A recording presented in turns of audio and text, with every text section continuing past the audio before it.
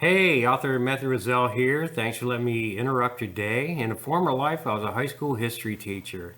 And one of the things I liked to do with my students was interview World War II veterans. They would come into the classroom, tell their stories, and eventually it became a book series. Now that I'm retired, I'm still educating. So let me tell you a little bit about my book series called The Things Our Fathers Saw. This is volume 1, Voices of the Pacific. There's 30 veterans of the Pacific from Pearl Harbor all the way to Tokyo Bay. Volume 2, we have the men who flew into heavy bombers, our friends who are flying the B-17s, for example, the B-24 Liberators over Europe and in the Pacific. Volume 3, we have the men who were shot down, fighter pilots, B-17 pilots, and the reunions that took place after the prison camp ordeals. Learned a lot with that one. We have the war in Italy, North African Italy. This is 500 days of combat that very few Americans know anything about. And in this book, we have all kinds of people, nurses, we have captains, we have the 10th Mountain Division talking about their experiences, which is a really, really good read. It's all their own words. All my books are just letting the veterans talk. And when we get to Normandy, we have D-Day and beyond, and most Americans have at least heard about D-Day.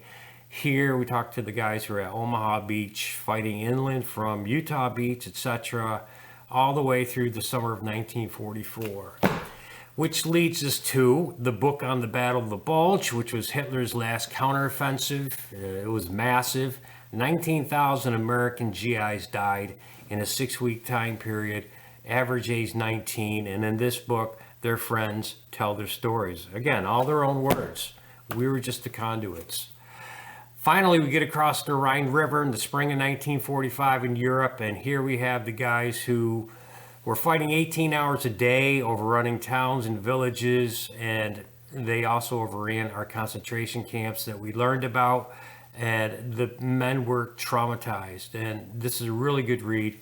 You can hear from some 20-year-olds who are guards at Nuremberg, guarding the most notorious war criminals in the history of the world. Volume 8, we go back to the Pacific Theater. We actually follow Ernie Pyle, the combat correspondent. He went back to the Pacific, and of course he lost his life near Okinawa. This is a good read. A lot of guys actually remembered him. So their own words, oral history. Women, we finally get a dedicated volume on the women who saved the world.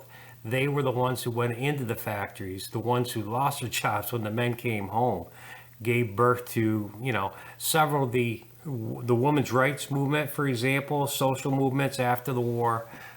Very important volume. And the women who were in the service too, the WAFs, the WACs, etc. The last book in the series so far, we have Over the Hump, China, Burma, India. I learned a lot in this. On the front cover, we see Merrill's Marauders. They were the precursors to today's special forces. We also have the guys who flew over the Himalaya mountains. Can you imagine that? Trying to supply our ally China. So there you have it, 10 books in all in the series. Another standalone, A Train Near Magdeburg. I'll tell you about some other time, mini-series in the works for that one.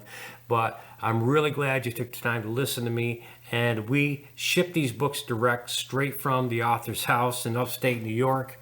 We sell bundle packages. We have volume 1 through 5 you can grab. You can grab every single book you want. Massive savings there.